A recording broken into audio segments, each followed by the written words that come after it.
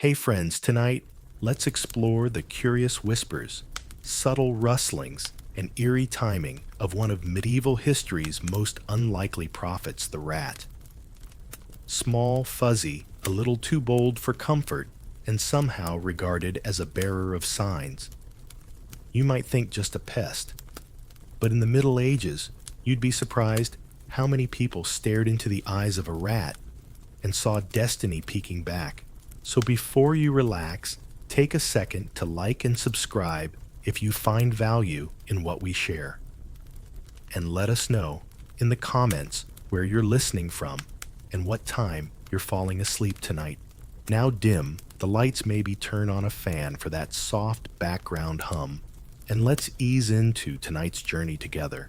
You're in a village tucked between damp hills and too many legends, the kind of place where fog shows up without knocking, and so do the rats.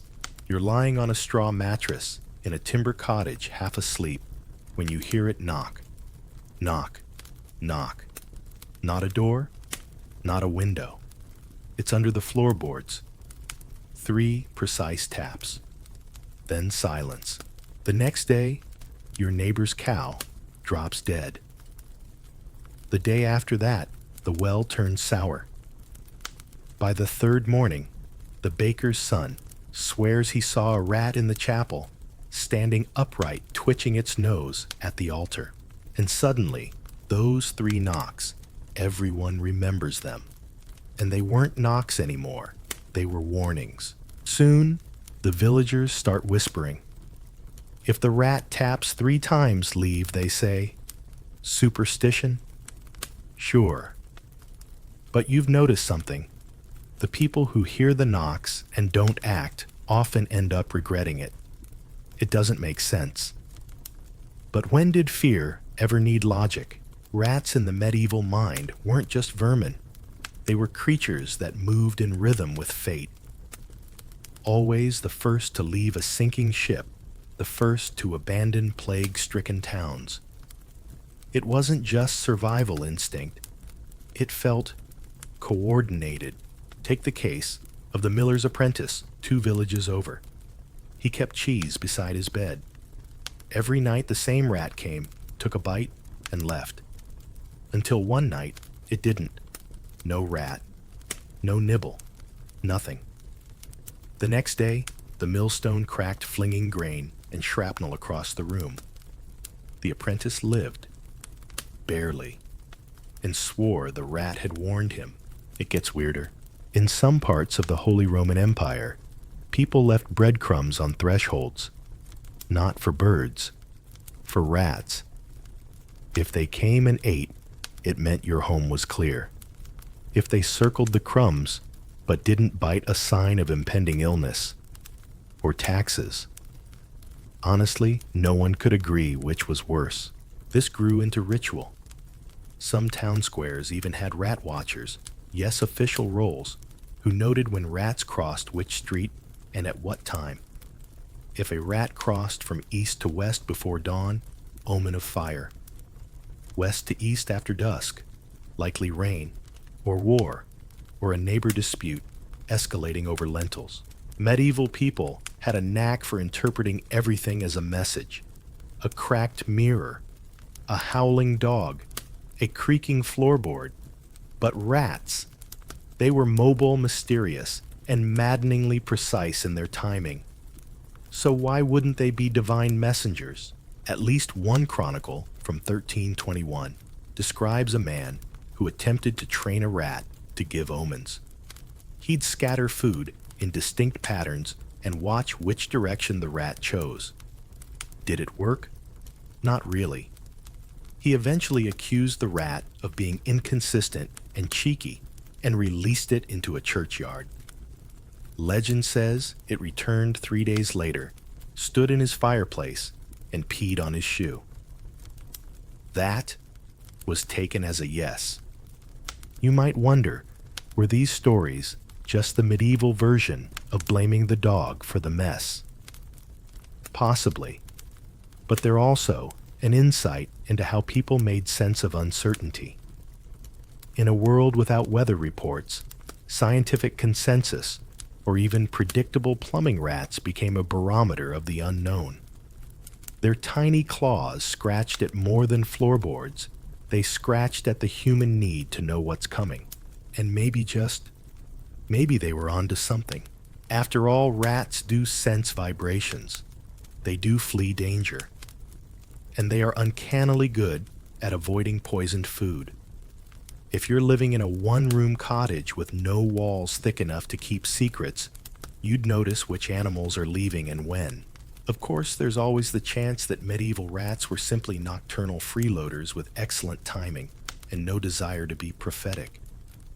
But where's the fun in that? Besides, if a rat shows up at your door tonight, sniffs, and then leaves without a squeak, well, maybe don't ignore it. 3 knocks, remember? Or was it 4? Maybe it's just your house settling. Maybe. 3 fun facts before sleep sneaks in. In parts of medieval Germany, some believed rats carried the last breath of the dead into the next world, literally riding their soul out of the room. The Rat King phenomenon, where tails get knotted together, was once interpreted as a sign of royal change or political disaster. One chronicler described rats as the nail in God's secret envelope. No idea what that means, but it sounds important and vaguely threatening. The cheese before the storm. You're standing in a cold storage cellar, though no one calls it that. It's just the room under the barn where cheese lives. It smells like mold and victory. Wheels of hard cheese stacked like soldiers, all aging at slightly different speeds, each with a destiny more delicious than yours. And there in the corner is the problem. A rat. 2, actually. Maybe 3, if that one by the beam counts as real, and not just a trick of candlelight. They're snacking cheerfully without a hint of shame. You go to shoo them, but pause. Something in the back of your mind whispers, don't, because you've heard the story. A year ago, a neighboring village lost its entire food supply, not to fire, not to theft, but to cheese disappearances. Little by little, wheels vanished. Some blamed bandits, some blamed drunks. But the cheese thief left no marks, only the tiniest, most rodent-shaped clues. And when the last wheel rolled away, a week later, that village was hit with floods so severe the pigs had to learn to float. The villagers swore the rats knew, that they took the cheese as a warning, or worse, a kind of offering to unseen powers.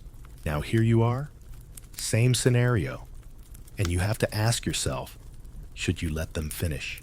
In medieval superstition, food was a tether to fate. Losing food without explanation meant imbalance. It wasn't just theft, it was a sign. Rats especially were seen as choosing where to feast with divine guidance. If they raided your pantry, you'd better start saying goodbye to your favorite chair, because you might not be sitting in it next week.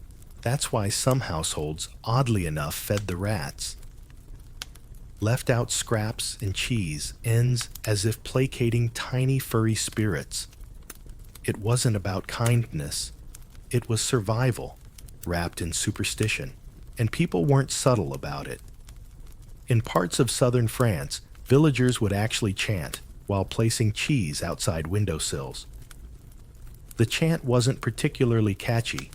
It translated roughly, to take this gift and leave our roof beams alone, you twitchy-eyed whisper beast. You know catchy stuff. It went further. In some households, there was something called the second shelf ritual. You'd place your best cheese, not your oldest or crumbliest, on the second shelf from the ground. Not too low to be insulting. Not too high to be inaccessible. If it was eaten by morning, you assumed the house had been blessed, or at least spared. But if no bite marks appeared, well, that was troubling. One housewife famously baked her cheese into little sculptures, a tiny cow, a moon, even a bishop's hat, and left them out as rat tributes. She claimed the rats responded more favorably to art. Her house, oddly enough, stood untouched after a terrible winter storm, flattened everything within 10 miles. Coincidence, of course. Probably. But medieval minds didn't operate on probability. They operated on stories, on patterns, well, it happened to my cousin's cousin. And she's never been wrong about a rat. There was even a short-lived belief among cheesemakers that if rats didn't visit your cellar, it meant your cheese lacked life. You'd go from craftsman to failure overnight. One poor man tried rubbing lard on his shelves to attract rats. It worked. Too well. The church got involved. No one likes when cheese becomes a theological issue. All this might sound absurd until you remember rats were survivors. They fled disease. They avoided floods. They even seemed to predict building collapses. If rats left your house, so did your peace of mind. That's why when a family down the hill reported no rat sightings for 3 weeks, the villagers didn't celebrate. They visited with crosses bred and concerned faces. A week later, that family's roof caved in. No one was hurt, but the rats had known. Which brings us back to now. The 3 rats in your cellar are munching with enthusiasm. You could chase them off. Slam a broom. Make a loud noise. But what if they're here? Because they should be. What if they're the cheese prophets? You take a breath, turn around, and slowly close the door. Good rodents? 3 light jokes before you drift off. How do you know a medieval rat liked you? It left your cheese alone and squeaked politely before peeing in your shoes. One scholar tried to publish a theory that rats were divine messengers. The only feedback he got, this idea stinks of cheese and fear. Remember, if you hear a rat knock 3 times, check the weather. If it knocks 4 times, it's just showing off. When monks listen to squeaks, you're inside thick stone walls now. Candlelight flickers against shelves lined with parchment and wax-sealed bundles. The air smells of ink, old linen, and damp silence, the kind that makes your ears reach for sound just to reassure themselves they're still working. Welcome to the scriptorium, home of monks' manuscripts and mice. Well, rats technically, but they don't make that distinction here. A Benedictine monk leans over a wooden desk. He's copying a psalm. Every so often, he stops not to rest, but to listen. You do the same. Somewhere in the rafters, there's a faint skitter, then a squeak, then silence. He nods, not at you, at the sound. He dips his quill again and writes something not from the psalm. You lean closer. It's a note scribbled into the margin. The rat cries thrice. Ill news comes from the east. You blink. That's not theology. That's prophecy. Apparently, yes. In this monastery and several others, you've stumbled upon a lesser-known practice rodent divination, also called musomancy, from Latin moose mouse. This tradition wasn't exactly sanctioned by Rome, but it happened. Quietly. In margins. In glances. And especially at night, when squeaks replaced bells. The monks believed the rats knew something. Maybe it was because they lived between the walls, always coming and going, slipping into places men couldn't. Maybe it was because rats survived where others didn't. Or maybe, let's be honest, monks were bored and had too much time to notice patterns in mouse sounds.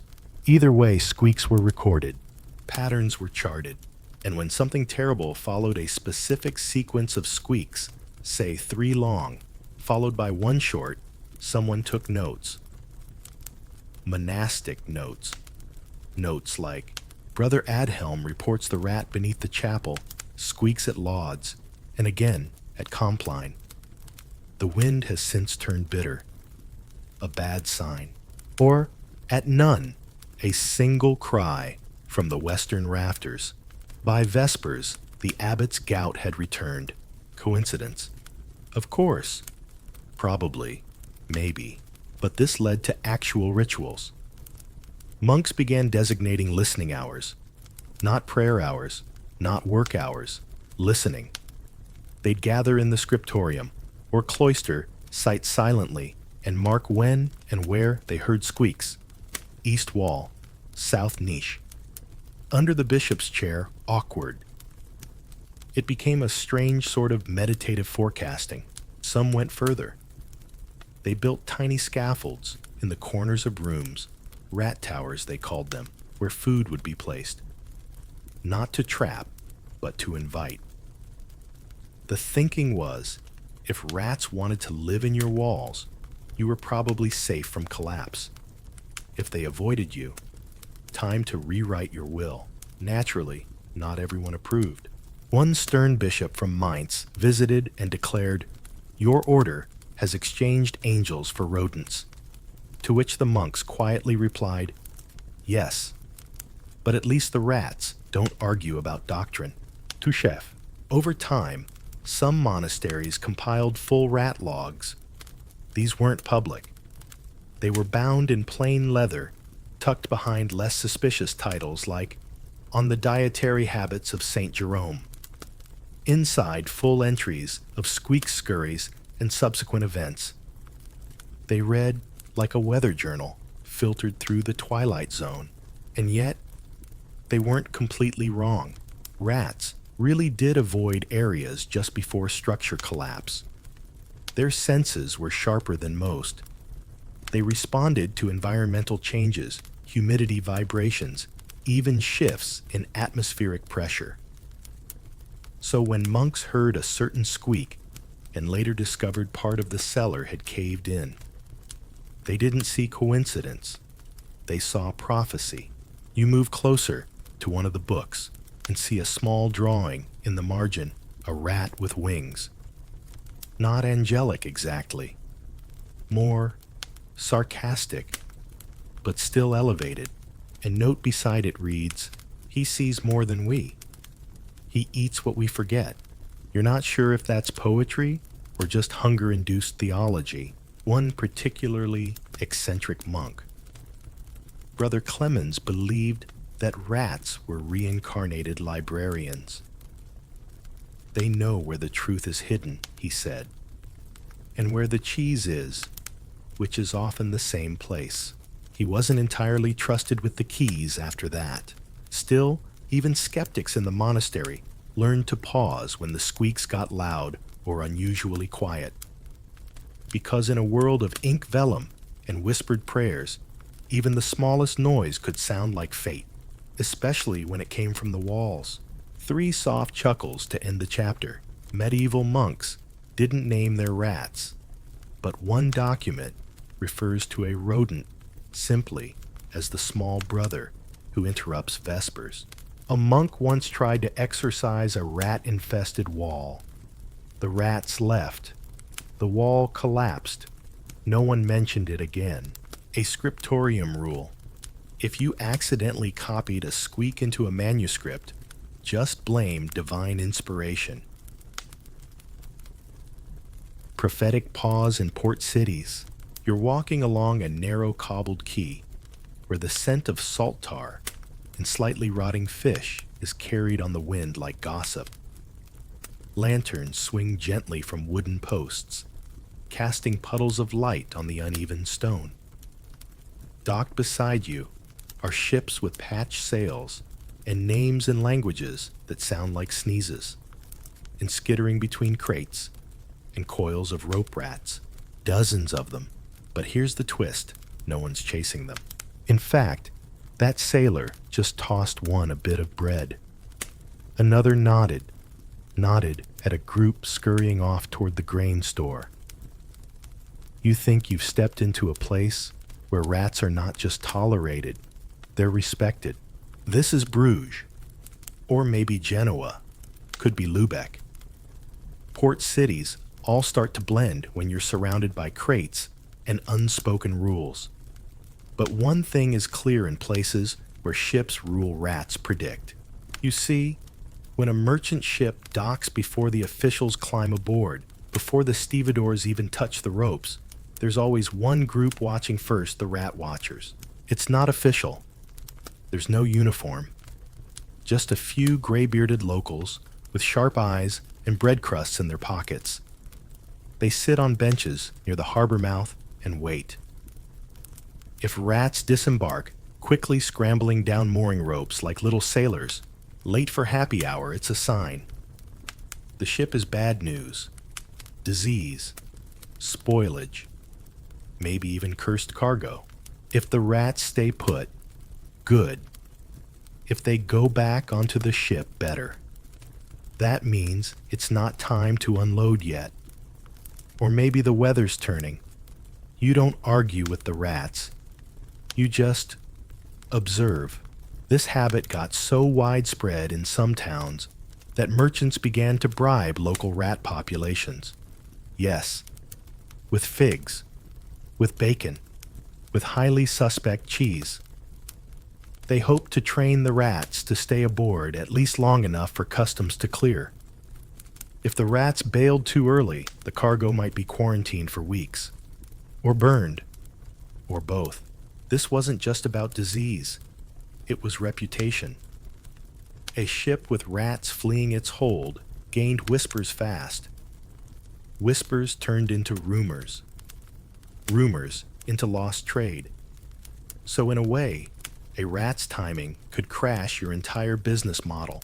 Naturally, this led to conflict. A letter from a Venetian dockmaster in 1372 complains, "The rats of the Florentine vessel acted in unison most suspiciously. I do believe the captain trained them to remain still." Accusations of rat bribery were serious business. Some cities even developed rating systems, yes, pun intended, for ships based on rodent behavior. A double skitter rating meant rats left fast and in numbers. Bad omen. A hesitant scurry rating that suggested cargo with potential but possible hidden issues. The rare and coveted sniff and stay rating signaled a voyage blessed by the rodent gods. It sounds absurd until you remember rats were incredibly accurate indicators of ship health. They sensed rot in the wood, mold in the flour, leaks no one else had noticed. If you ignored them, you paid in more than fleas. One dock legend tells of a ship from Alexandria that arrived looking pristine. Well-kept hull, fine spices, polished brass. But the rats poured off it the moment it touched the dock. Hundreds, running in waves. Within the week, 3 sailors had collapsed from fever, and all the spices were sour. Now, every dockhand watches the ropes, watches the pause, watches the future twitch its nose and dart left. There's even a merchant superstition that says, if a rat runs over your right foot while unloading cargo, profits will double. If it touches your left foot, someone's lying about the spices. If it runs up your pant leg, well, you're just having a bad day. And before you think this was just sailors being superstitious, even the church weighed in. A bishop once declared rats unclean but perceptive. That's practically a compliment in medieval theology. Some ports began inscribing small rat silhouettes into the base of their navigational statues, almost like tiny mascots. Little bronze reminders to trust what runs before it flees. One statue in La Rochelle shows Saint Nicholas, patron of sailors, standing on a boat, with a single rat curled at his feet. You glance back at the quay now. A rat pauses mid-scurry and looks up at you. There's intelligence there, or hunger. It's hard to tell. Then it darts under a crate. The ship tied beside you gives a groan, wood swelling ropes creaking. And in that moment, you feel it too. Maybe it's going to be a rough tide. Maybe the rat already knows. 3 dockside giggles to carry you off. A merchant once sued a rival for harboring manipulative rodents. The case was dismissed because the rat couldn't testify. In one Genoese tavern, there's a carved sign.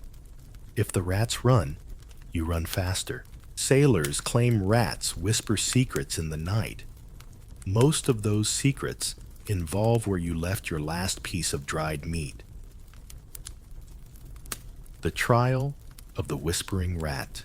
You're in a wooden hall that smells like damp wool, boiled onions, and too many people pretending to be important. Benches creak under the weight of rough cloaks and rougher opinions. At the front of the room, beneath a banner depicting scales and what might be a duck, sits the judge. His wig is real, but his sense of proportion, questionable. A scribe clears his throat. Next matter, concerning the rat, accused of whispering prophecy into the ear of Lord Bertram of Eastmarch. Yes, that's what this is.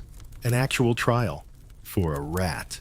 Now, before you say anything, know this isn't satire. In parts of 13th century Europe, animals could be put on trial. Pigs for theft, goats for assault. Once a rooster was accused of laying an egg-long story. But this is different. This rat isn't being tried for a crime. It's being tried for knowing too much. Here's what happened, or at least what the record's likely written, while someone tried not to laugh suggest. Lord Bertram, a minor noble with a major flair for theatrics, claimed a rat had appeared in his chamber 3 nights running. The rat didn't scurry, didn't eat, just sat on the windowsill, and he swore, whispered, low, purposeful, meaningful. What did it whisper? Bertram refused to say, but the next morning he withdrew his troops from a planned raid on a neighboring estate. The day after that, said estate caught fire mysteriously, tragically, conveniently. Everyone survived, but Bertram's decision suddenly seemed inspired or suspicious, depending on whether you liked him. Soon, whispers about the whispering began. Some said the rat was possessed. Others said it was a messenger of a heretical cult. One man insisted it was just cold and looking for lentils. Either way, the bishop got involved, and now you're here at a rat trial. The rat, of course, is not present. It's a rat.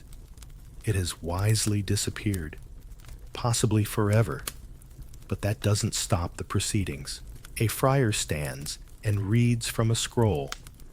If an animal, through unnatural means, conveys information that alters the affairs of man, it must be deemed suspect. If it conveys such information more than once, it is to be considered a threat. If it does so, with intent. But how do you prove intent in a rodent? Someone in the back mutters. Exactly. Still, this trial proceeds. Witnesses are called. First, Bertram's chamberlain. I heard nothing but the Lord insisted. Said the rat's voice was soft, like wind in parchment. Then the steward. The rat stood on its hind legs. That's not normal. Then a falconer. No rat should know troop movements. Not unless it's been trained by crows. Murmurs ripple through the court. The judge scribbles something, frowns, and sighs heavily. He looks like a man wishing he'd gone into cheese-making instead. Eventually, a verdict is reached. The rat is declared an unnatural actor in the affairs of man and symbolically exiled from the county, which, again, is a rat. So enforcement is tricky, but the real result is more interesting. Bertram becomes known as the listener. Nobles start keeping pet rats just in case. Some even claim their rats mutter numbers to bet on or when to plant barley. A few start wearing little pouches with dried grain to attract advisors, they say. Rat-inspired fashion flourishes briefly. One court in Prague commissions tiny velvet capes for their prophet rats. It lasts until someone's advisor runs under the king's chair and causes a diplomatic incident involving 3 nations and a tripped ambassador. The whispers don't stop, though. People begin to listen differently to floorboard creaks, to rustling in the straw. They wait. They watch. Because if Bertram's rat knew something, maybe the next one will too. Maybe yours already does. You glance around your own space. Nothing now. But tonight, when the lights go out, when the world quiets and your ears begin to stretch toward any small sound, don't be surprised if a rat appears. And if it whispers, you might want to write it down. 3 courtly chuckles to close the scroll. A rat once testified in a witch trial by running in circles. It was declared suspiciously indecisive. A noble tried to knight his rat. The sword was too heavy. The rat bit him. That's why we don't do that anymore. One chronicler described prophetic rats as God's little gossipers with tails. Possibly the most accurate title in history. Rats in royal dreams. You're standing in a royal bedchamber, not grand, but grand enough. The fire has died down. The embroidered curtains flutter ever so slightly, and the heavy crown sitting on the bedside table catches a bit of moonlight. And on the pillow, one very relaxed rat. You freeze. It's not chewing, not running, just sitting, grooming its whiskers like it owns the place, which is ironic considering this place technically belongs to King Philip IV of France. But tonight, neither of you is sleeping. According to legend, this very room, possibly with different bedding, was where Philip had the dream. Not just any dream. The dream, the one with the rat. He reportedly woke up, shouting sweat-drenched swearing he'd seen a great rat, cloaked in black, wearing a golden ring on its tail, and standing atop a crumbling throne. The rat spoke, of course. You knew that was coming. Its message, too much taken, too little heard. Philip didn't laugh. He didn't even tell his advisors. He wrote it down himself, then had it sealed and stored in the royal archive with the note, "If the West burns, remember this rodent." Naturally, someone read it anyway. And as always happens when rodents appear in the dreams of kings, stories sprouted like weeds in a damp courtyard. In the following months, strange choices were made. Taxes were raised suddenly. Templars were arrested, coincidence. And Philip began feeding grain to the rats in his garden. This last part is the most confusing to historians. Why did the king, known for his iron-handed rule and political ruthlessness, suddenly commission a rat sanctuary in the palace orchard? According to court records, it was to encourage signs. The royal gardener was not thrilled. A rat sanctuary, complete with tiny water troughs, little platforms to better observe their movements, and yes, a scribe whose only job was to record rat behavior near the grapevines. His journal, preserved to this day, includes such gems as, "One large rat crossed eastward thrice today. Wind picked up. The cook dropped a tray. 2 rats stood still at dawn. Queen's messenger arrived an hour later." Troubling coincidence. You'd think people would dismiss it all. But the dream stuck. Philip became obsessed. He consulted astrologers, herbalists, and one very enthusiastic cheese merchant who swore his rats always twitched before earthquakes. He called them cheddar Gnostics. Eventually, other nobles picked up the trend. Dreaming of rats became a thing. Some claimed their rats wore boots. Others saw rats sailing on tiny ships made of bark. One poor duchess kept dreaming of rats on stilts. No one knew what that meant. Probably nothing good.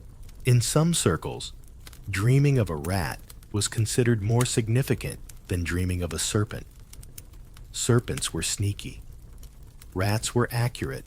That's how you get rat interpreters, yes, professionals, who interpreted your rat dreams for coin or favors. A rat dream involving biting meant betrayal. A rat stealing bread signaled famine. A rat curling at your feet. You were being watched either by God or worse, by your mother-in-law. And if the rat spoke in the dream, oh, that was elite. Only people close to truth or on the edge of madness got that level of detail. Of course, modern scholars might tell you this was just a product of stress, poor hygiene, and really bad stew. But in a time when sleep was one of the few safe places to process fear, rats climbed in through the subconscious cracks, sometimes literally. There's one famous incident in a monastery where 3 monks claimed to have the same dream, a white rat dragging a scroll across a stone floor. When they awoke, they found the floor scratched. Was it coincidence, a trick? Or just a real rat with a flair for narrative? Who knows? But if kings woke screaming and peasants left offerings on their pillows, maybe dreams weren't just idle flickers. Maybe they were messages from the creatures closest to the edge of things. The ones that scurry between walls and under doors. The ones that know when to run. So tonight, as you drift off, if a rat enters your dream, listen carefully, especially if it's wearing a ring.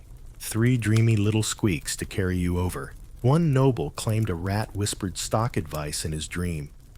He invested in grain. It paid off. Naturally, he credited Sir Whiskers. Another dream interpreter wrote, "If the rat dances, you'll find joy.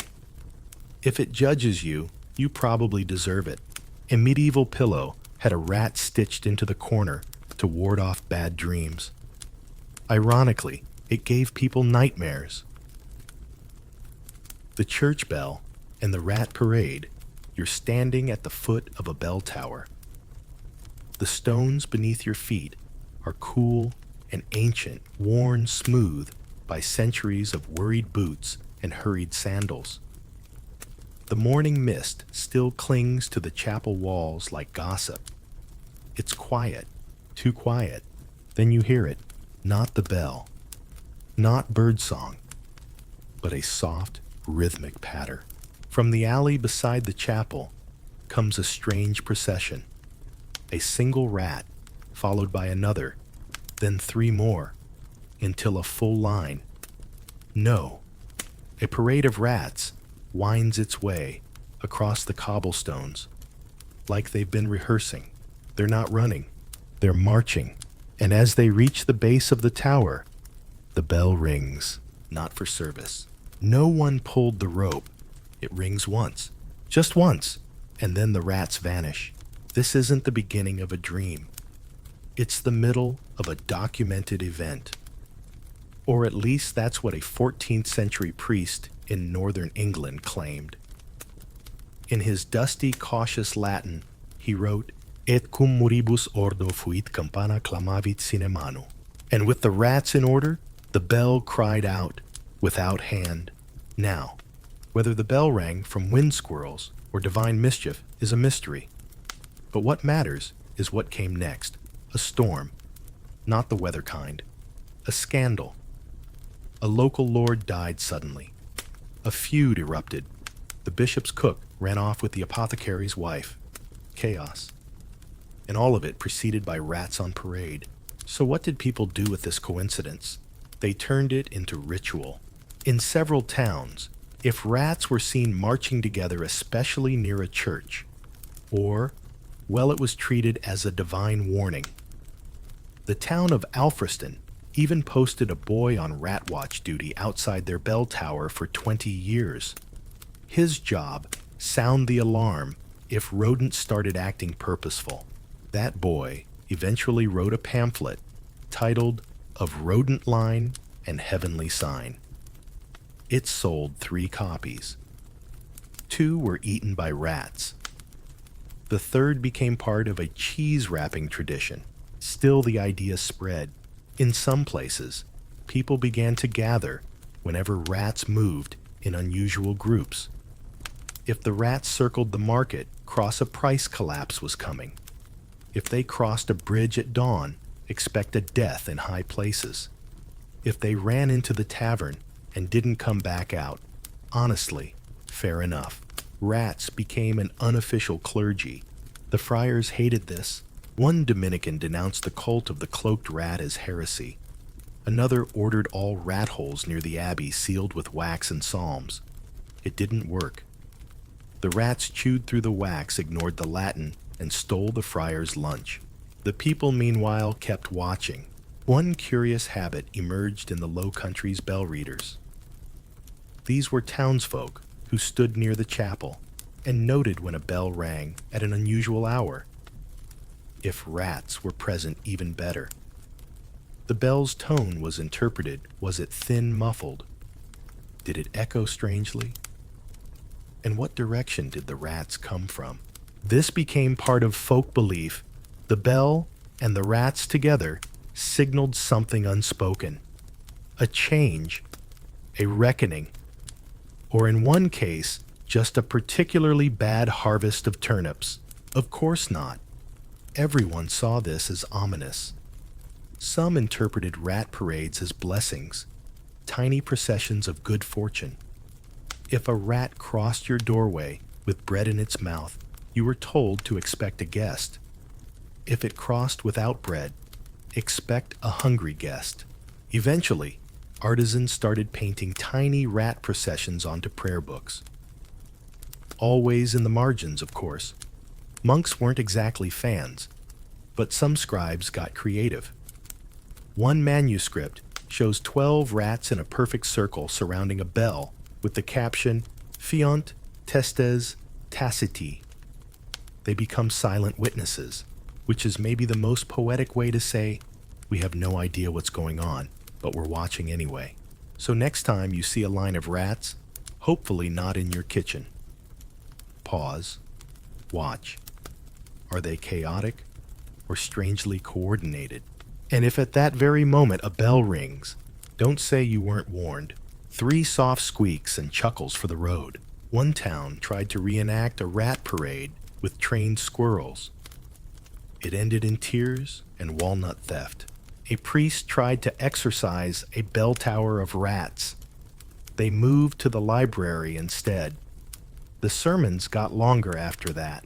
In some parishes, bells were nicknamed rat choirs. The rats notably did not sing. The Rat Oracle of Krakow. You're in a cellar now, but not the spooky cobweb-covered kind. This one is warm, faintly smoky, and packed to the low-beamed ceiling, with sacks of grain jars of pickled something and rows upon rows of candle stubs. The walls are lined with shelves, and the shelves are lined with cages, dozens of them, each holding a single rat. And in the middle of the room, surrounded by circles of chalk and what looks suspiciously like dried herbs, sits a man in a wool robe, 4 sizes too large, and a hat shaped like a tea kettle.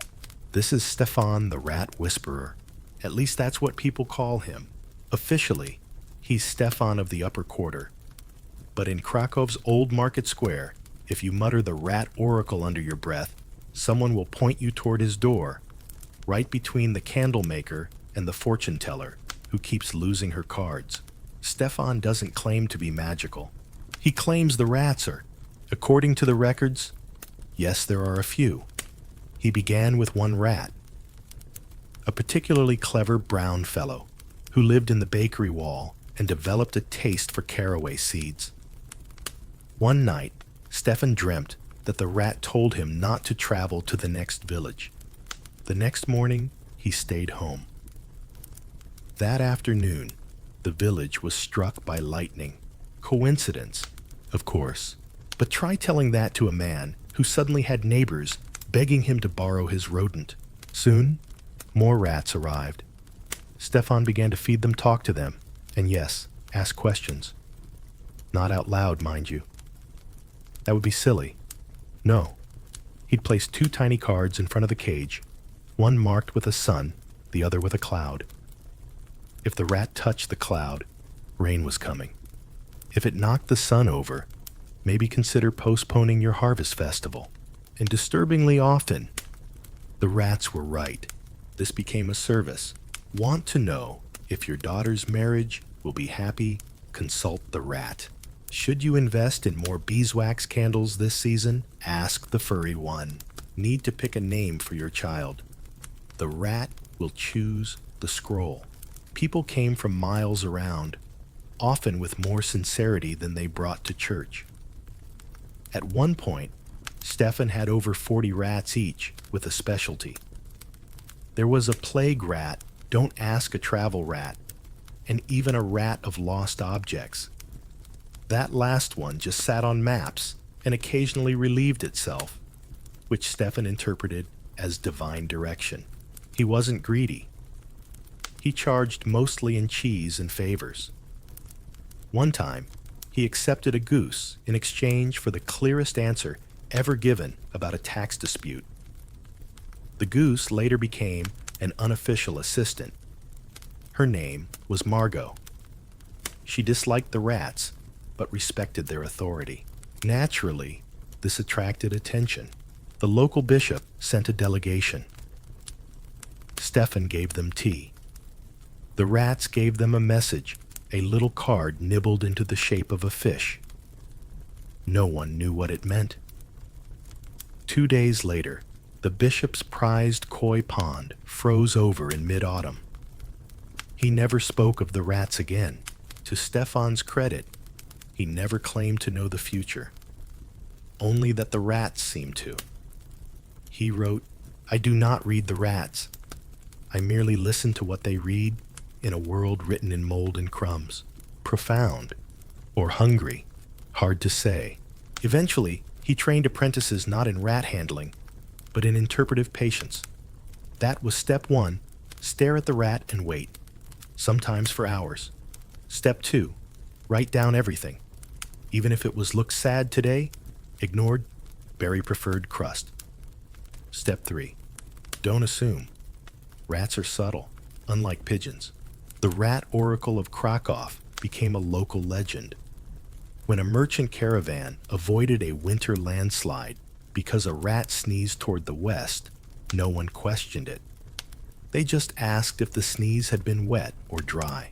And when Stefan passed quietly in his sleep, surrounded by hay and his loyal rodents, his rats reportedly lined up along the cellar wall for a whole night. No cages, no noise, just stillness. It rained for 3 days after. The cellar was left untouched. Even today, some say the descendants of Stefan's rats still live beneath the market square. If you leave a bit of bread and ask a question under your breath, one might answer. Just don't expect it to be in words. 3 prophetic nibbles of humor for tonight. One apprentice claimed the rats warned him about marriage. He ignored them. He is now very familiar with laundry disputes. A jealous rival tried to fake a rat oracle with a gerbil. The gerbil just spun in circles and ate a tax receipt. Local joke. Why do rats make better prophets than priests? They don't preach, they point. When rats escape the plague first, you're in a village square that's too quiet, not peaceful, not sleepy, just unnaturally still, like someone hit pause on life and forgot where the button was. Laundry hangs limp on the lines. The blacksmith's hammer rests untouched, and not a single rooster is arguing with the sunrise. That's when you notice the doors barred and the windows covered, not with curtains, but boards. You glance down the lane, expecting maybe a dog or a goat with opinions. But nothing stirs, except a rustle. And there, slipping between the root of an elm tree and a loose cobble, is a rat, alone. Then another, then 10. They're not foraging, not lingering. They're leaving, and fast. They cross the square, like soldiers on a mission tails, raised noses twitching. They vanish into the fields with a single-mindedness that chills you. Something's wrong. Something always is when the rats go first. See, in the Middle Ages, people didn't understand germ theory. They didn't know about bacteria or transmission vectors or respiratory droplets. But they did know one thing. When the rats ran, you should too.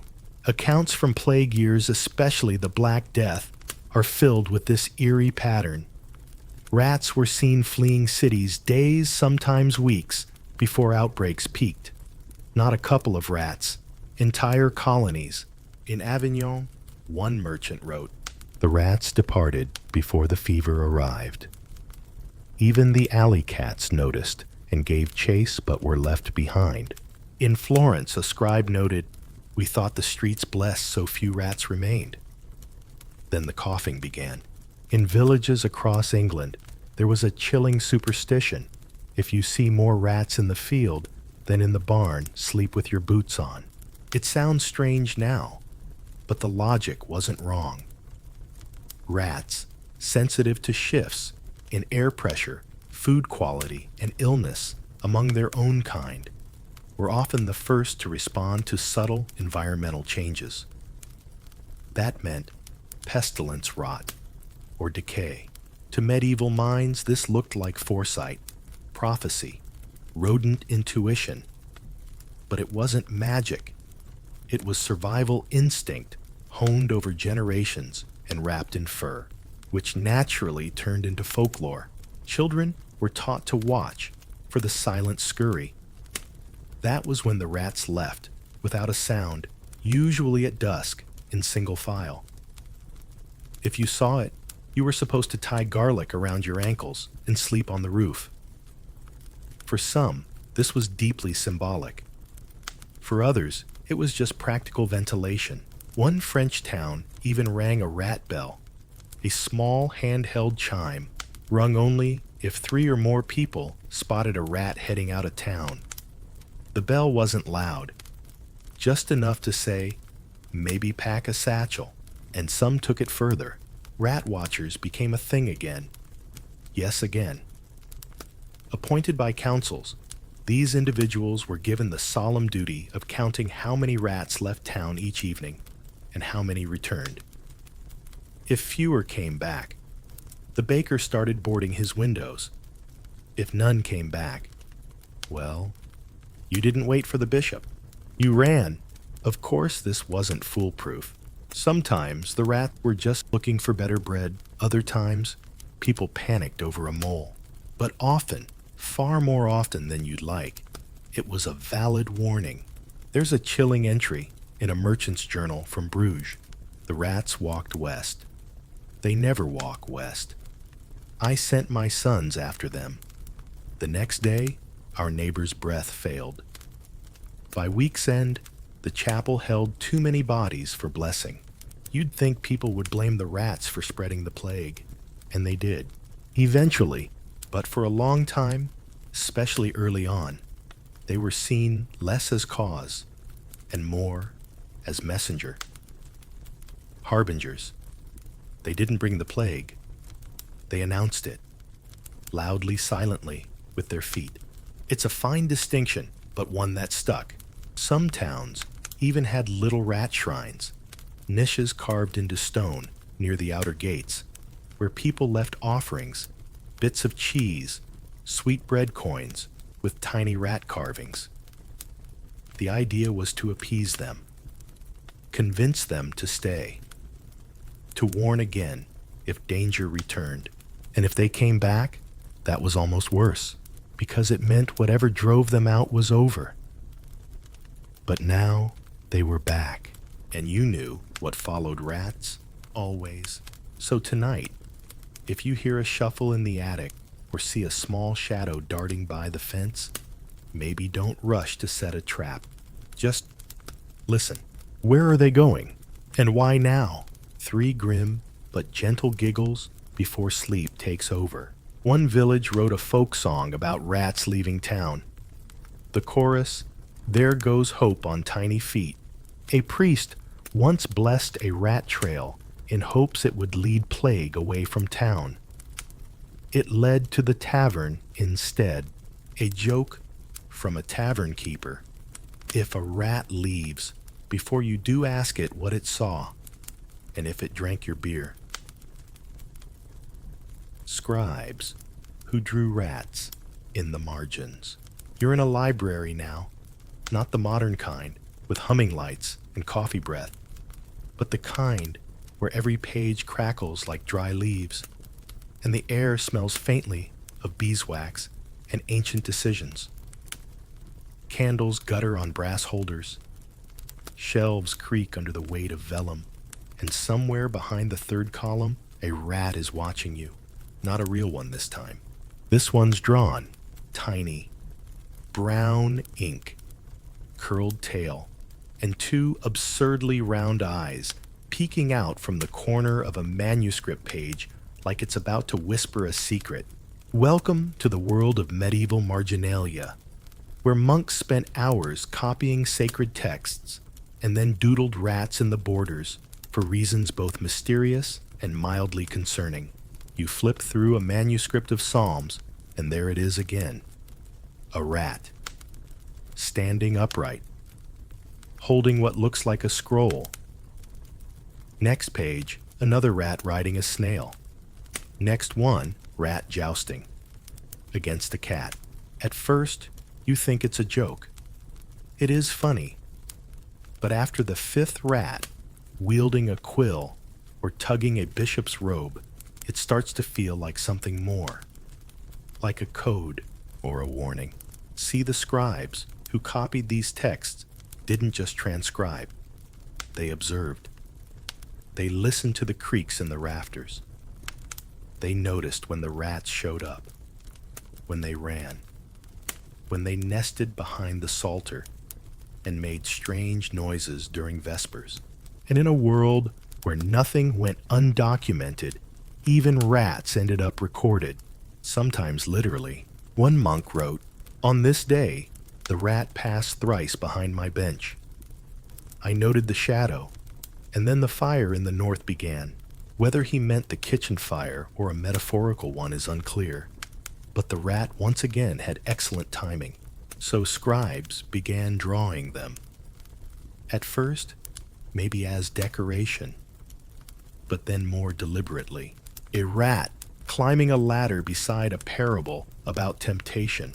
A rat curled beneath a sermon on humility. A rat chewing the edge of a margin just next to a warning about pride. Coincidence? Some think not. In fact, there's a theory modern whispered among medievalists over lukewarm tea that some scribes used rats as symbols of divine interruption, that the presence of a rat in the margins meant pay attention here. Something is about to change. It was subtle rebellion too. In a world tightly controlled by doctrine and hierarchy, slipping a rat in beside the Gospel of Matthew was spicy. A rat dragging a chalice daring. A rat asleep on a bishop's hat. Downright cheeky. But these weren't just jokes. One illuminated manuscript shows a rat offering a flower to a weeping monk. The caption reads, "He who listens low may hear what the high have missed." It's not just pretty, it's philosophy. And probably based on watching actual rats do incredibly uncanny things under floorboards. Some monasteries got so into this symbolism, they had unofficial rat saints. Yes, really. Not canonized, obviously, but spoken of with reverence. One abbey referred to a particularly brave rat as Brother Ferratus Ferratus, meaning the little thief. He reportedly stole a communion wafer during Lent. The monks saw it not as blasphemy, but as divine mischief. A reminder that even grace could be nibbled. And of course, there was the ink rat of Treguier. Supposedly, every time a scribe tried to copy a certain cursed homily, a rat appeared and chewed through the page, no matter how often they rewrote it. Eventually, the abbot ordered the homily destroyed, and the rat never returned. That's one way to win a theological argument. Now, as you pass your hand across the yellowed page, you feel a strange kind of comfort. The rat in the margin is still there, still peeking, still pointing, perhaps, not with intention, but with presence. A reminder that even in the most sacred spaces, something small and uninvited can still matter, especially if it shows up at the right time. 3 tiny giggles scribbled in the margin. One monk drew a rat stealing a fish from a cat. The next day, his cod lunch went missing. The cat was smug for weeks. A novice asked why so many rats were drawn beside holy passages.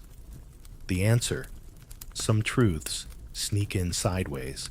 The only rat-free manuscript, a cookbook. Even rats knew not to touch Sister Agatha's lentil stew. The silent council of cellar rats. You're descending a narrow staircase now, the kind that seems more designed for ghosts than humans. The stone steps are slick with age, and the air is thick with something fermented wine, yes, but also damp wood old secrets, and the faintest smell of roasted barley. Welcome to the wine cellar. It's quiet, except for the drip of condensation, the slow creak of beams shifting above you, and something else. A shuffling, not quite chaotic, more deliberate. You pause.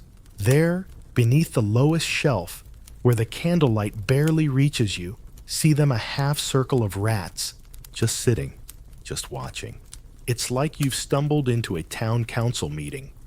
The rats are facing inward, not moving, not eating. One scratches its ear. Another tilts its head as if listening. It's deeply unsettling and not new. This exact phenomenon is mentioned in at least 5 different merchant journals from the late 14th century. All describe cellar rats gathering in stillness, forming patterns not unlike prayer circles, and dispersing only when interrupted by a sound too loud or a question too specific. One London vintner named Albert Mole wrote, "They assembled near the barrel marked Saint-Julien, 10 in number seated. I dared not speak, for I feared the judgment of their silence." Judgment. That's the word people kept coming back to. These weren't rats looting grain. These were rats deliberating. Over what? That's where the legends start to swirl.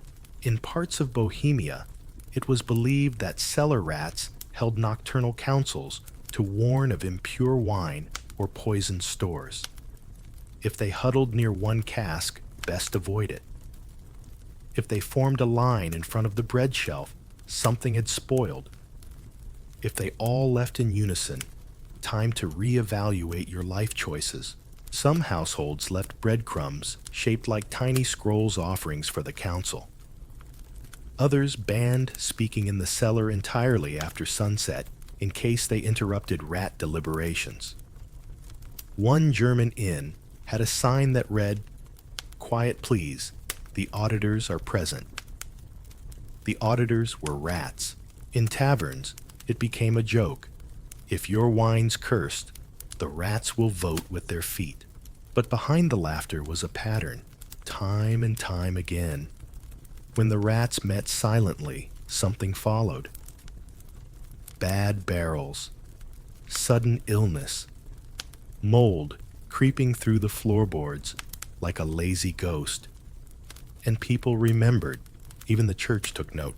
A curious document survives from a Cistercian monk who confessed under candle and conscience that he had once crept into the cellar and attempted to eavesdrop on a rat council. His report. There was no speech, and yet I felt I was overhearing something vast. The silence grew weighty. My knees ached. And when I left, I found the oil lamp upstairs had gone out. He fasted for 3 days afterward. Of course, not all agreed. A university in Paris attempted a study. They brought in rats, built a cellar replica, waited. Nothing. The rats ran in circles, napped, fought over lentils. No silent councils, no eerie patterns. The researchers declared the phenomenon folkloric misunderstanding. But back in the countryside, people weren't convinced because they'd seen it. And in a world where cold cellars stored more than food, wine, yes, but also secrets, old debts, family heirlooms, it made sense that something unseen might be watching, or warning, or maybe just thinking. So tonight, if you pass by your pantry or step into the basement for a late bottle of something red, take a moment. Look, if the rats are just rats, they'll scatter. But if they sit in stillness side by side, tails curled like punctuation marks, you might want to take the hint. Maybe don't drink that particular bottle. Maybe don't open that creaky door. Maybe just tonight leave the cellar be. 3 soft cork-popping chuckles to toast the tale. A wine merchant once blamed a bad vintage on rat veto. It sold out anyway thanks to good labeling and worse taste buds. One tavern rat was reportedly fed brie and port every Tuesday. Locals believed it kept the others in line. A cellar sign once read, "Quiet." Last time someone interrupted the council, we lost 3 barrels and a tooth. Of whiskers and weather, you're outside now. Finally. The cellar doors creak closed behind you, and the chill of early morning greets your face like an undercooked slap. The sun's just beginning to think about rising, casting a gray-blue glow over the thatched roofs. The ground is still crunchy with frost, and somewhere a chicken sneezes. You didn't know they could do that, but here we are. And right there by the edge of the granary wall is a rat. It's not running. It's perched on its haunches, whiskers quivering in slow rhythm, nose pointed due west, like a compass that's had one too many meads. A woman nearby mutters, "Storm's coming." You raise an eyebrow. She doesn't. "Look at the whiskers," she says. They twitch more when the air is heavy. This apparently is common knowledge. In certain medieval farming communities, particularly in the colder reaches of the north, it was believed that rats could predict the weather, not by smell or some magical atmospheric sense, but by the movement of their whiskers. Whiskers were the barometers of the animal world. If they drooped rain, if they stood alert dry wind, if they quivered in pulses, snow within 2 days, and if they all pointed west at once, you packed your roof tiles and said a prayer. Now this wasn't just idle superstition. It had process. In several communities, people actually kept weather rats, not pets, not vermin, but respected indicators. These rats were fed well sheltered from cats and observed closely. Every morning, someone would inspect the enclosure, jot down whisker position, and report to the village crier. Forget barometers, this was whiskermancy. In some villages, children were trained in rat whisker reading as part of winter survival lessons, along with tying knots and pretending you liked turnips. The official title was Whisker Ward, though let's be honest, nobody envied the kid whose job it was to stare at a twitchy rodent before breakfast. There's even a surviving manual from 1431 titled Of the Tail and the Tempest Signs from the Small Beast. Chapter 4 is entirely devoted to whiskers, diagrams included. It's delightfully overconfident. One woodcut shows a rat facing east, whiskers flared dramatically, and beneath it, beware the mist. that steals bread. Honestly, poetic and practical. Now, was any of this accurate? Amazingly, kind of. Modern biologists would tell you that rats' whiskers, technically vibrissae, are highly sensitive to pressure changes and vibrations. And since low pressure often precedes storms, it's possible they did behave differently just before bad weather. So when medieval folk started associating whisker twitching with thunder, they weren't totally off base. Of course it escalated. One village priest became so enamored with his weather rat that he refused to preach unless the whiskers pointed east. Another began timing feast days to coincide with rat-verified skies. It was only when the rat started chewing hymnals that the bishop stepped in. In Flanders, a woman named Agnes kept a rat named Beatrice, who reportedly predicted 9 storms in a row. Beatrice was granted honorary citizenship. A tiny velvet cloak was sewn for her. She promptly disappeared into a flour sack and was never seen again. Some say she ascended. This reliance on rats for weather forecasting even affected trade routes. A rat's whisker behavior on a barge could delay an entire shipment. Sailors waited for the all-calm curl, a soft whisker droop indicating safe seas. A forward twitch, port delay. A full whisker flare. You cancel the journey and blame the cheese. Eventually, as more sophisticated tools emerged, like actual barometers and, watching the sky, rat forecasting faded. But the stories remained. Old sayings lingered. Trust a man with boots, a woman with bread, and a rat with dancing whiskers. Or, if the rat's nose twitches twice before cock crow, carry your cloak, not your pride. Tonight, as the wind picks up and the clouds gather like suspicious cousins at a will reading, you might glance outside. And if you see a little figure sitting still, nose pointed west, whiskers rippling like a harp in a breeze, maybe pack an umbrella or a hood, or maybe just stay in bed. 3 breezy little chuckles before you drift off. A rat in Bremen was made honorary meteorologist. It retired after biting the mayor's thumb. Some medieval tailors sewed rat whiskers into coats for weather awareness. Most just got poked a lot. A village tried to consult their rat about a coming storm only to find it curled in a boot. They stayed indoors anyway. Wise choice. How rats got into astrology. You're standing beneath a painted ceiling, one of those celestial masterpieces where stars are gold leaf.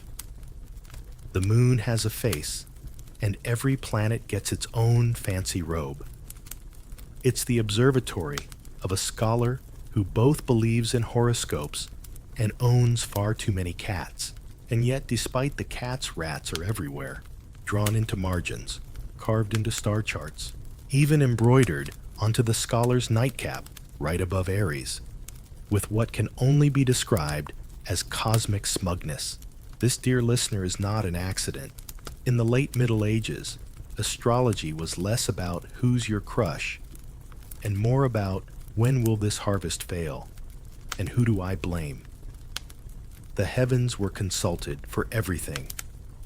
Wars, illnesses, childbirth tax increases, although those always seem to be under a Mercury retrograde. And somehow rats, small, scruffy, and earthbound, found a place among the stars. It started subtly. One Italian astrologer in 1377 noted that during a lunar eclipse, he observed a rat leaving his study at the exact moment the moon turned red. He took this as a sign of what? Unclear. But he drew a rat into the lower left corner of that night star chart and labeled it Mus Indicis, the pointing mouse. Others followed suit. Before long, certain constellations were interpreted differently. One small cluster of stars near Gemini, previously ignored, became Caudamuris, the rat's tail. If it twinkled unusually, expect secrets to be revealed. If it dimmed pestilence, if it vanished completely, either clouds or it's time to flee. In Prague, an astrologer named Lukáš the Quiet penned an entire almanac based on rat behavior synced to the stars. He claimed that rats were earthly mirrors of celestial thought. He also claimed they had favorite moons. The full moon of March, expect rat migrations. The crescent of October, prepare for food hoarding and apparently love affairs. That part might have been projection. The most famous claim, though, came from the astrologer-alchemist duo of brother Matthias and Elsbeth of the Spice Cellar. They insisted that a particular comet seen in 1402 coincided with rats forming a perfect triangle in the town square. They called this the rodent sign.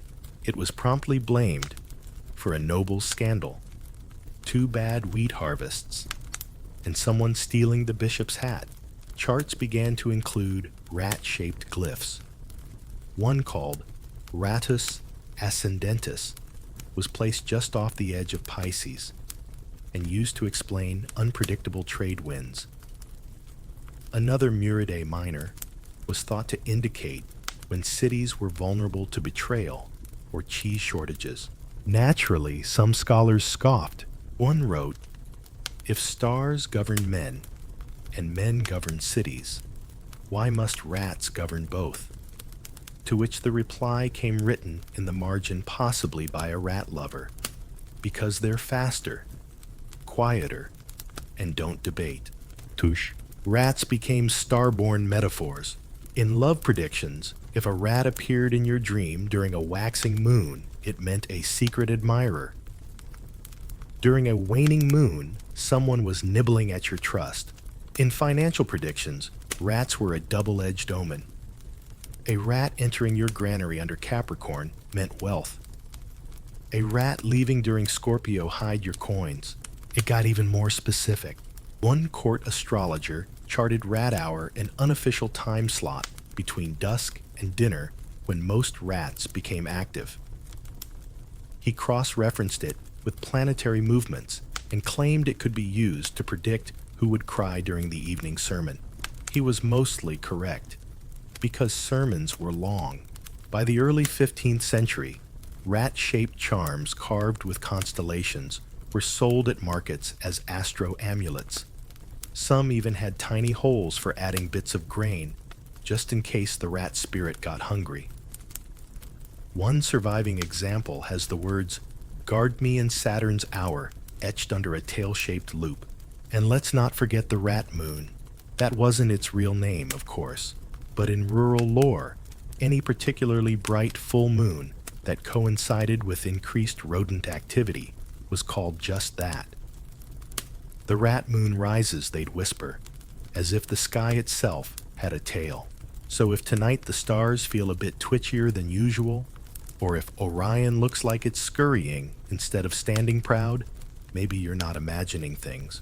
Maybe the rats are still up there, plotting, whispering, watching the stars for signs just as we do. Or maybe they're just really, really good at stealing telescope crumbs. 3 stargazing Snickers to guide your dreams. One astrologer tried to teach a rat to read horoscopes. It ate Leo and ran off with Virgo. Sagittarius was never recovered. A noble claimed he was born under the sign of the whisker. His crest featured a rat with a monocle. He lost 3 wars and a shoe. A popular saying, "If the stars don't tell you, the rats probably will, and they don't charge by the hour." Rat prints in the butter. You're in a medieval kitchen now. Not a quaint fairy tale kind of kitchen with gingerbread walls, but the smoky, sticky, don't touch that it's boiling version. The hearth is spitting. The cauldron is bubbling with something that probably has turnips in it. And the cook is swearing at a wooden spoon that's clearly lost the will to stir. And on the far table, set aside from the chaos, is the butter. A round, pale gold mound of it, fresh churned, smelling faintly of cream and effort. And across the top, tiny footprints, 4 of them, leading from one side to the other in a delicate arched path. Like the rat came inspected and made its decision without stealing so much as a crumb. The cook stares at them. She doesn't scream. She bows. Because in this kitchen, and many like it, rat prints in the butter aren't a nuisance. They're a message. In certain corners of medieval Europe, especially among households that prided themselves on keeping their larders blessed, the unexpected appearance of rat prints in soft food was read like a sign. Not just a sign of hygiene issues, a sign, and the butter that was sacred territory. Butter was valuable, symbolic, a product of patience, warmth, and hope in dairy form. It took work. It stored poorly. And in superstitious households, it was often covered with cloth, not just to keep out dust, but to keep in luck. So when a rat left its footprints, it meant something had chosen your butter to walk across. In some places, it was interpreted as a sign of guests. If the footprints traveled from left to right across the mound, it meant someone was coming from afar, usually bearing news gifts or gossip, all equally welcome.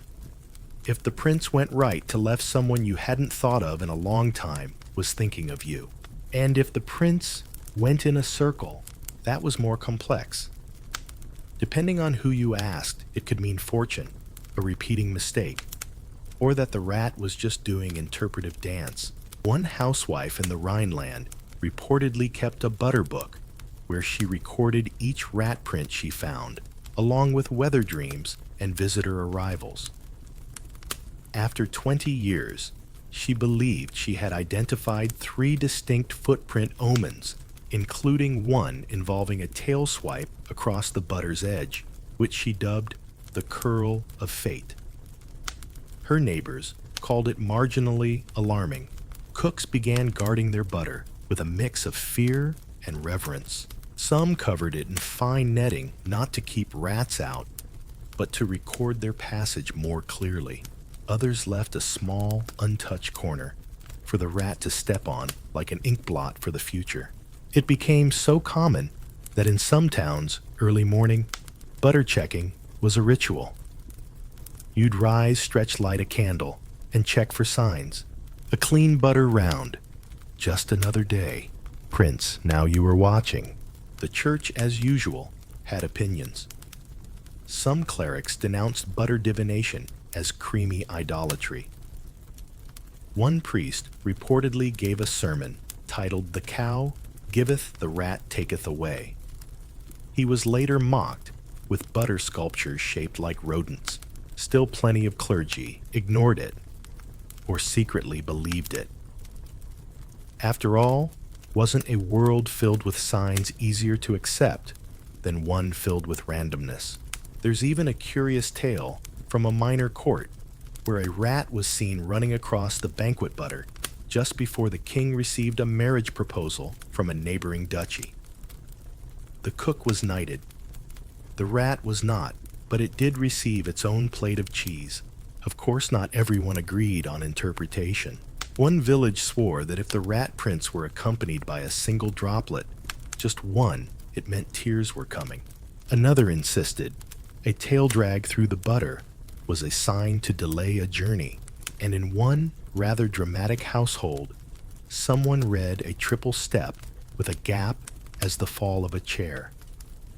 3 days later, a guest fell off a stool after one too many ciders.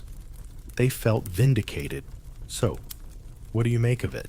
Maybe it's superstition, maybe it's pattern seeking, or maybe it's the idea that even in small, unexpected things, like footprints in something meant to melt, you can find a message that makes the world feel less chaotic. Tonight, if you dream of butter and a tiny trail across its surface, consider this. Maybe the future doesn't thunder in like a battle. Maybe it tiptoes in quiet, hungry, and polite enough not to take too much. 3 soft smears of humor before you fall asleep.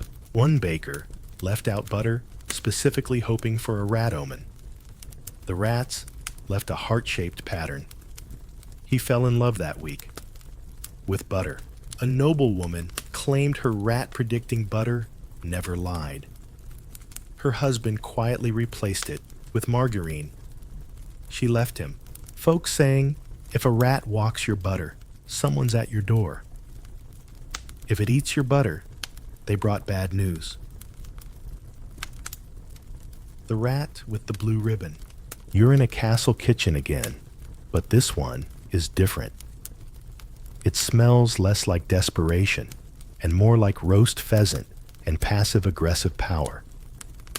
Platters of fruit are artfully arranged.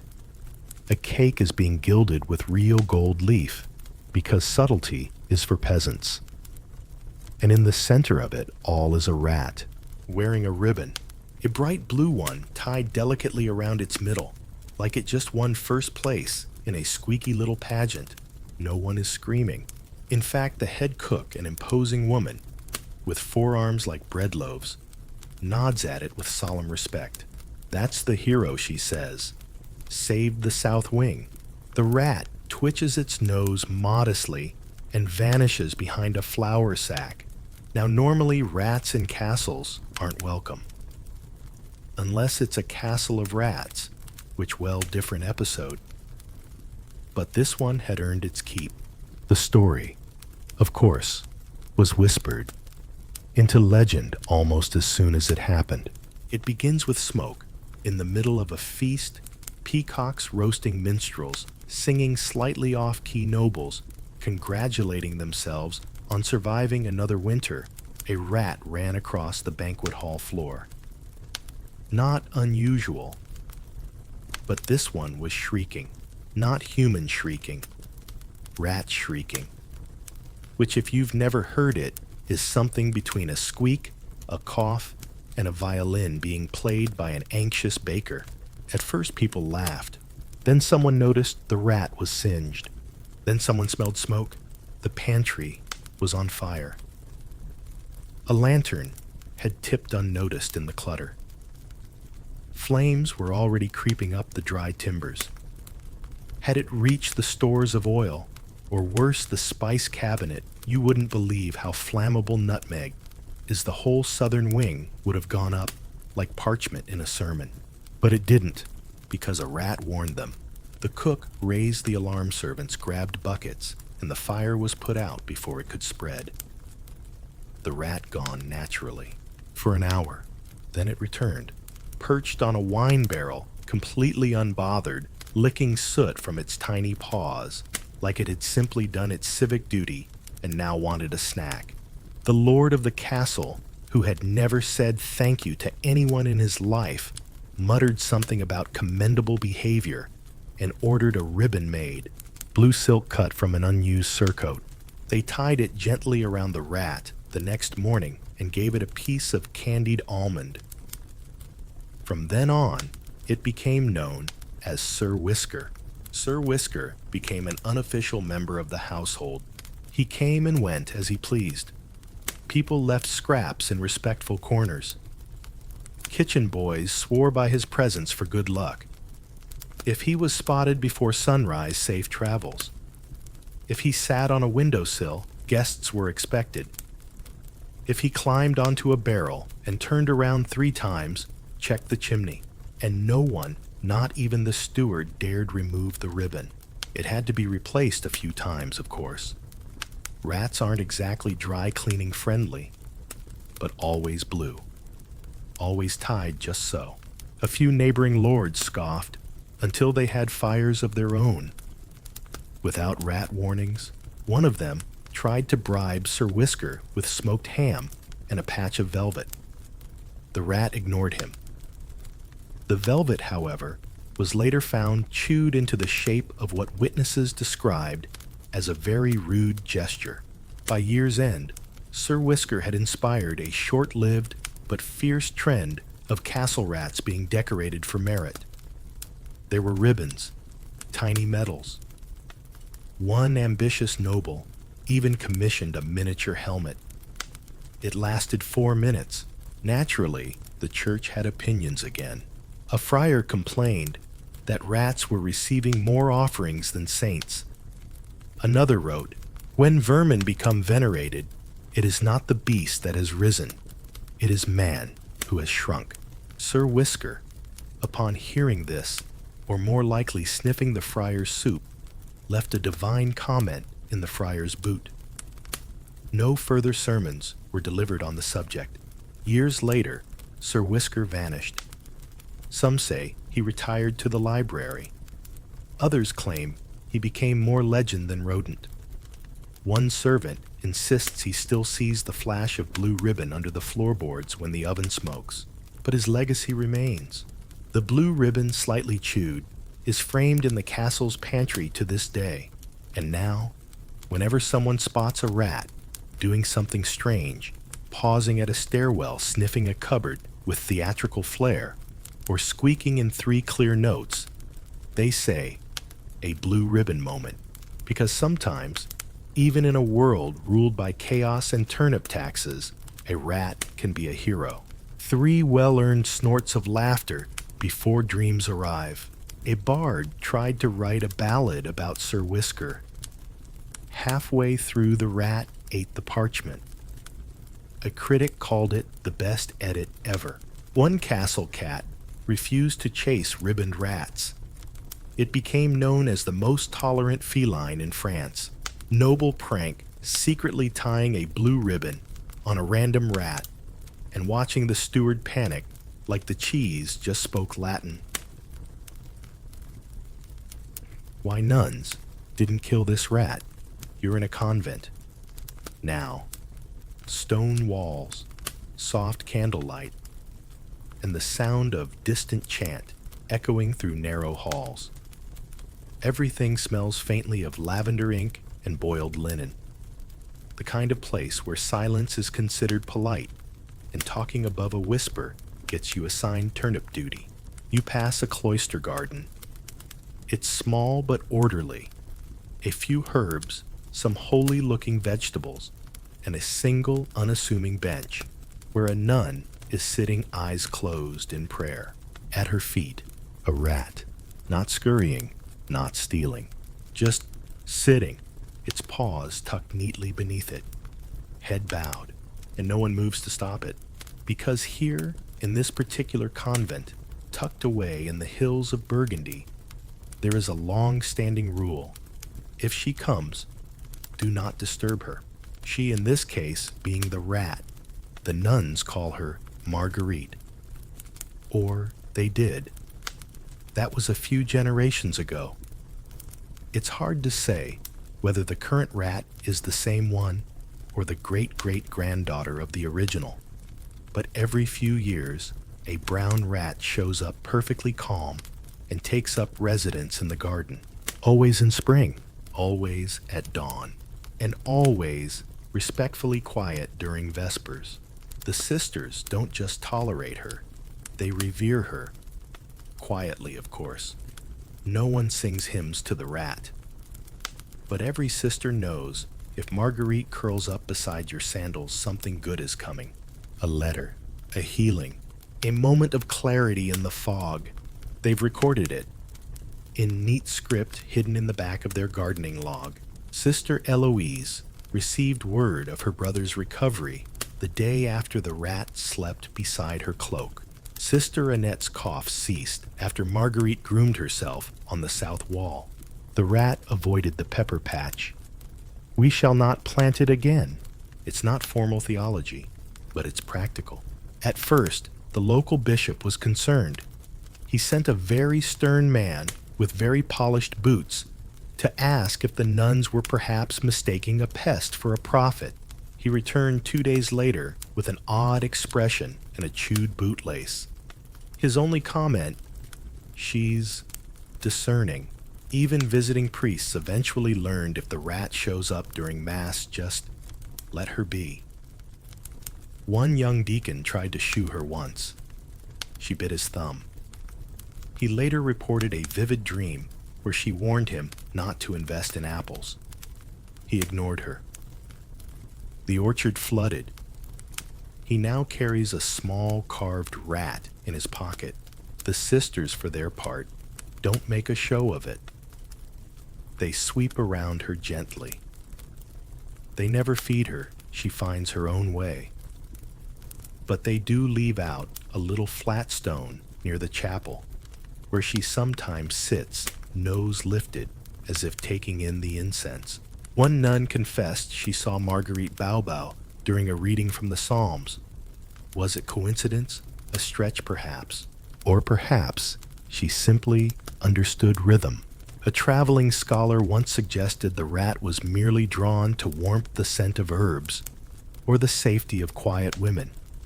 Possibly true, but that same scholar woke the next day to find his scrolls shredded and rearranged to spell what looked very much like the Latin word for listen.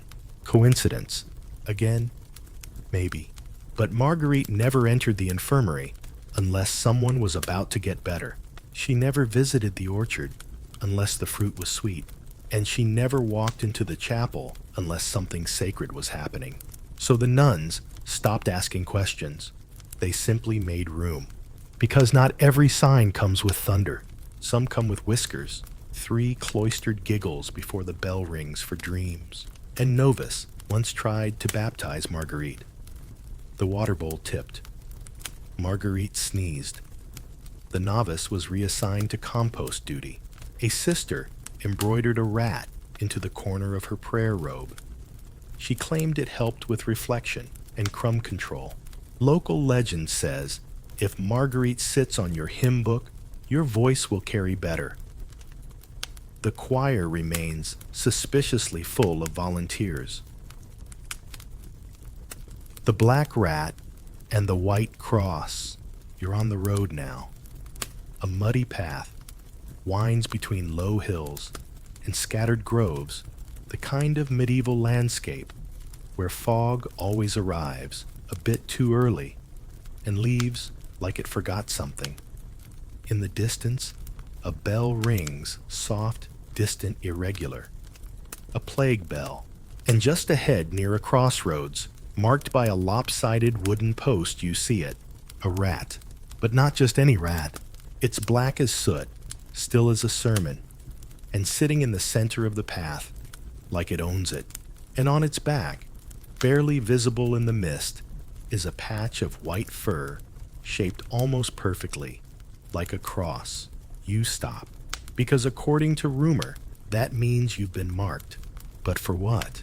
In the late 1300s, stories began to circulate across plague-stricken regions of Europe about rats with strange markings, especially black rats with white patches. At first, it was just a curiosity. A rat with a star-shaped tail. A rat with a white stripe down its nose. But then came the cross, white, centered, always on the back. People whispered about it. Some said it meant salvation. Others said death. Still, others said it meant absolutely nothing until they too saw it and went quiet. One account from a scribe in Narbonne reads, I saw it in the alley beneath the apothecary's window. It turned, once looked at me, and vanished. That week, I buried 4 neighbors, but I did not fall ill. Another from Bruges, a child pointed and laughed. God's rat, he said. By the month's end, our quarter stood while the rest fell. People began to call it the plague rat, not as in the cause, but as in the messenger. A tiny whiskered angel of grim tidings, or depending on where you stood when you saw it, a strange kind of mercy. This wasn't just village gossip. Some physicians, yes, even physicians, began noting sightings in their journals. One went so far as to sketch the markings in the margins of his plague treatise, labeling it Muridae Sancta. Holy rat. It was never just one rat. There were sightings across France, Italy, the Low Countries. Always a black rat. always a white cross. Always seen, never caught. Even cats, according to one odd record, refused to chase it. That's when the rituals began. In some towns, seeing the white cross rat meant immediate action. You left a bowl of milk outside, or burned rosemary at your doorstep, or washed your hands in vinegar while reciting the Lord's Prayer backwards. Desperate times, very creative theology. In others, it became a sign to isolate. If it crosses your path, don't cross another. Some families built small shrines to the rat, not to worship, but to acknowledge. A rat-shaped carving, a painted tile. One merchant hung a tiny white cross over his grain bins to show the rat we had seen and heard and heeded. There were skeptics, of course. One priest called it rodent heresy. Another declared it a trick of frightened minds. If you stare at filth long enough, he wrote, even the lice will wear halos. But the stories kept coming, and not just during plague years. Even after outbreaks, calmed, people swore they saw it during other moments of crisis, just before a famine, before war, before a child's fever turned, or a storm collapsed a church wall. The rat never stayed long. It appeared, watched, moved on. Theologians argued over its symbolism. Some said it was a punishment, others an intercession. But for most, it didn't matter why it appeared, only that when it did, something followed. Some believed the white cross wasn't fur at all, but a sign painted by angels. One tale says, if you tried to touch the marking, it vanished. Another says, a knight attempted to trap one. The rat bit him escaped, and 2 days later, his banner caught fire during a joust. He survived. Barely. He never hunted rats again. And then there were those who claimed they saw the cross only after surviving the plague. Like a mark of having been watched, passed over, or perhaps chosen to carry a story. So here you are. The rat hasn't moved. The wind picks up, lifting a few strands of dry grass, but it sits still, watching. You lower your head slightly, not out of fear, out of respect. Then it turns, darts into the grass, and is gone. No trumpet, no lightning, just absence.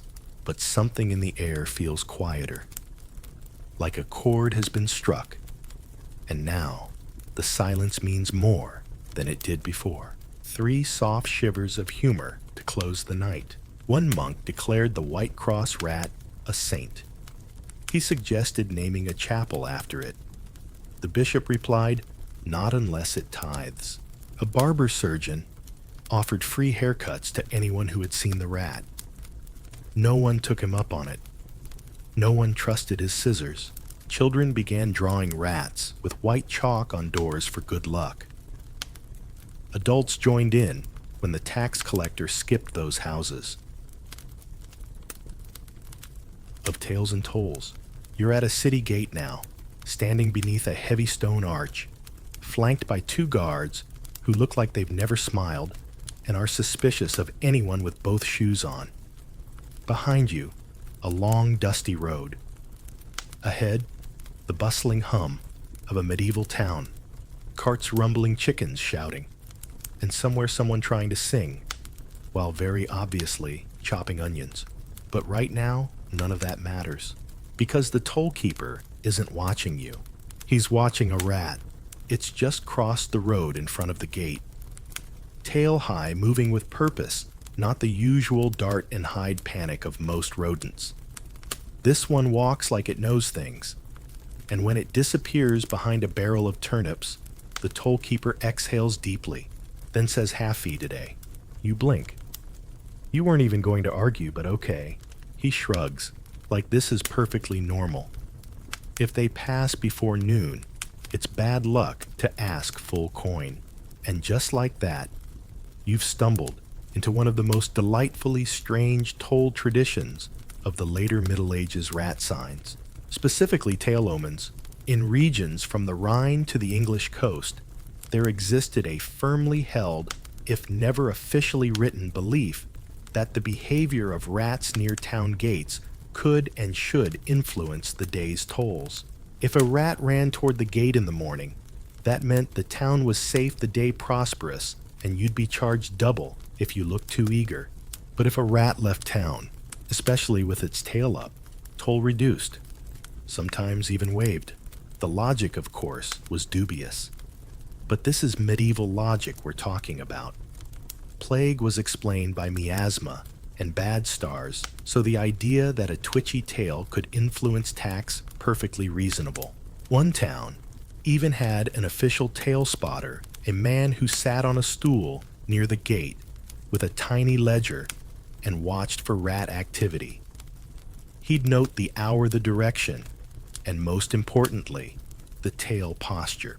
Curled tail rain, dragging tail high prices at market, tail straight up like a little banner of doom. You better not raise the bridge toll, or your apples might sour overnight. Some toll keepers took it a step further. In Calais, the gatehouse had a small rat-sized corridor built beside the main entry. No door, just a gap in the stone. If a rat passed through it before the first merchant cart of the day, tolls were reduced by 1 copper. If 3 rats passed, the guards offered blessings and backed away from the coin bowl. One diary from a Flemish merchant notes, rats crossed at dawn in single file tails high. The porter did not look me in the eye and charged but a loaf and a prayer. In other cities it got competitive. Merchants began hiring boys to scatter cheese near the gate early in hopes of encouraging favorable tails. One particularly daring trader brought his own trained rat and tried to pass it off as divine intervention. It worked. Once, the second time the rat defected, stole a clerk's lunch, and was knighted by a drunk noble later that evening. The knighting was not recognized by the crown, but it did appear in 3 local songs. Back to the tail, it became a bit of an obsession. Guilds debated it. One tailor argued that if a rat's tail flicked left, you should raise prices on velvet. If it flicked right, lower them. A baker tried to interpret tail curls into pastry recipes. They were mostly terrible. But one became a local favorite, the flower twist of fortune. And yes, the church eventually noticed. A bishop wrote a short tract titled Of Tales and Temptation, warning that trusting vermin over clerical calendars was a fast road to chaos and cheese-based heresy. He was ignored, mostly because that week a rat ran past the treasury with its tail looped twice like a pretzel, and the entire tax office closed for a spiritual retreat. In the modern mind, this sounds ridiculous, but think about it. In a world where no one knew what tomorrow would bring, bandits, weather fire, war, any hint, any pattern was comforting. Even if it came from something small, fast, and usually sniffing your bread. So yes, rat tails were red like tea leaves, like weather vanes, like the silent hand of fate brushing past your boot just before you made a bad investment in salted eels. And tonight, as you drift off, imagine a tiny figure at the edge of town, tail lifted just so, pausing to sniff the wind, as if to say, "Don't go in yet. Wait one more day." 3 tail end chuckles before you turn in. A rat with a kinked tail was once blamed for a market crash.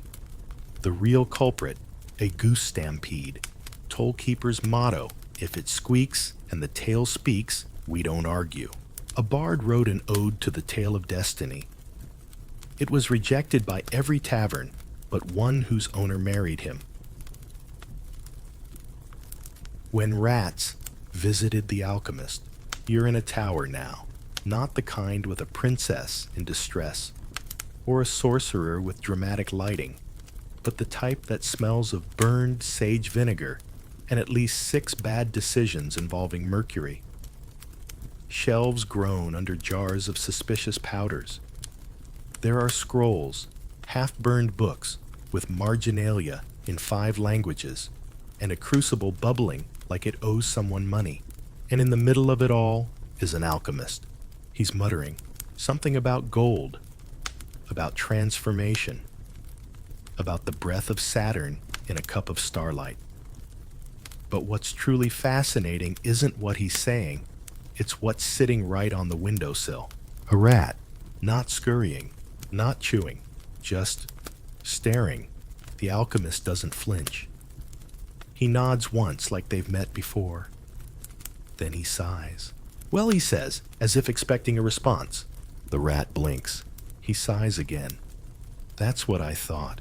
Now, to the untrained eye, this seems absurd.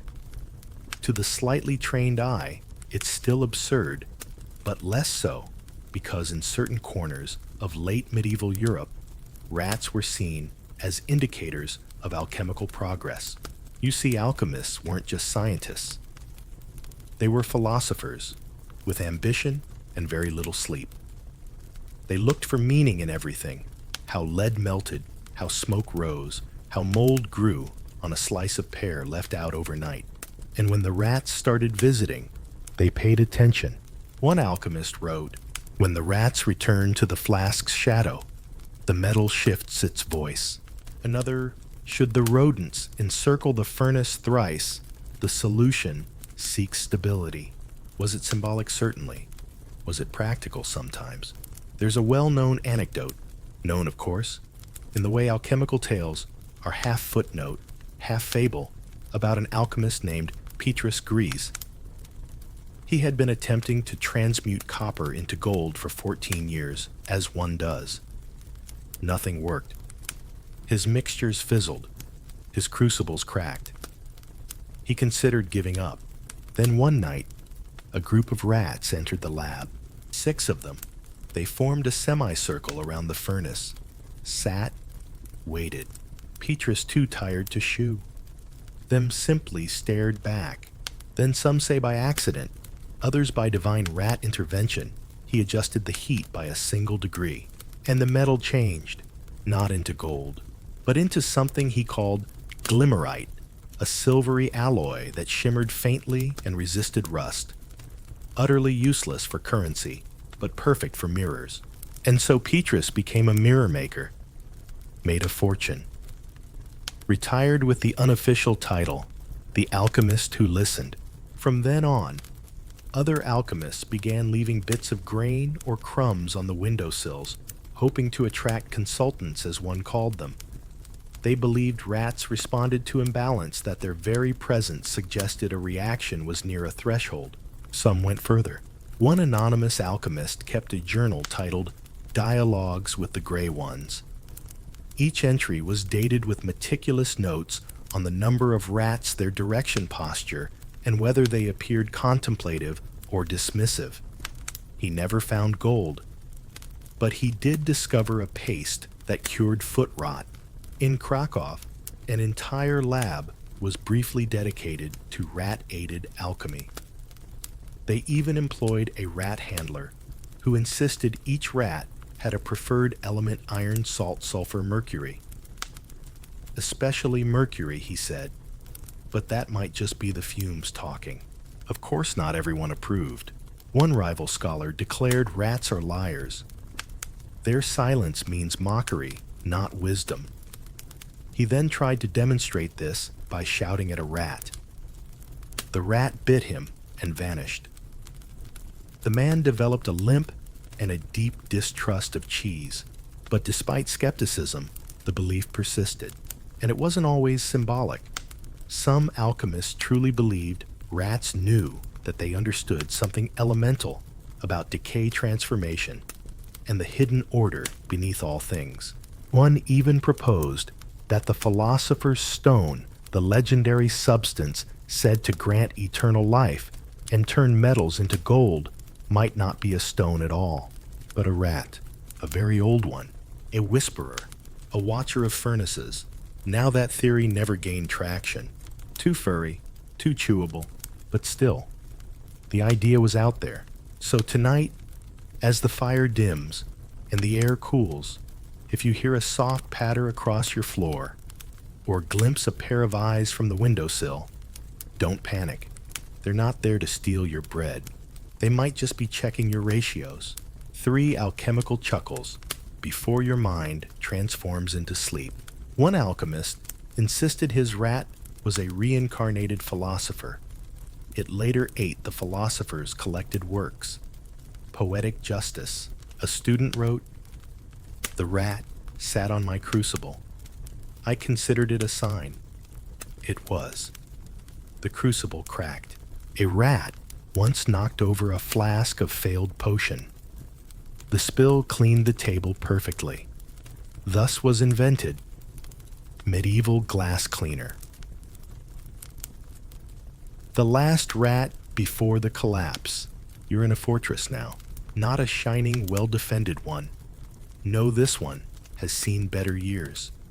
Its banners are faded, its stone walls patched with too much hope and too little mortar, and the guards are mostly held together by stale bread and stubbornness. You're here because someone sent word that things were unstable, not politically, physically. The western wall creaks. The keep leans just slightly left. And the pantry door won't close because the ground beneath it has decided to shift every Tuesday. But today something feels different. You step into the kitchen because in any medieval crisis, the kitchen is where the truth hides. It's quiet. Too quiet for a place that usually smells like garlic and mild panic. And that's when the steward says it. We haven't seen the rat. The room pauses. A spoon clinks to the floor because the rat just one was always there. For years, a small gray creature who lived behind the bread shelf. Never a pest. Never a problem. He didn't even steal. He just appeared. Every morning, sat near the fireplace, sniffed the air, then disappeared into the wall. The staff called him Old Hans. Some say he showed up after the siege. Others swear he's been here since the foundation stone was laid. No one knows where he came from, but everyone knew. As long as Old Hans appeared, the fortress would stand. Superstition, maybe. But habits become rituals when survival is on the line. The scribe kept a log. Old Hans seen this morning. Weather clear. North beam repaired. No sign of the rat at dawn. Mason slipped. Stone cracked.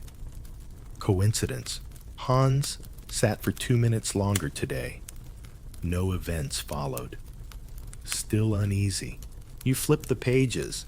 You notice the gaps. And then you realize no entries for the past 3 days. The steward confirms it. No one's seen him. Not at dawn.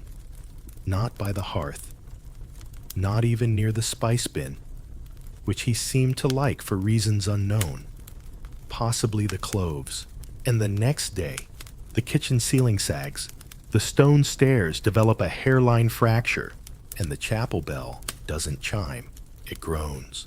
Whispers spread faster than soup. He's gone. Old Hans wouldn't leave without reason. What did he know?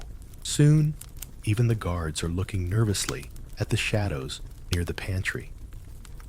A few brave souls put out cheese breadcrumbs, an entire apple tart.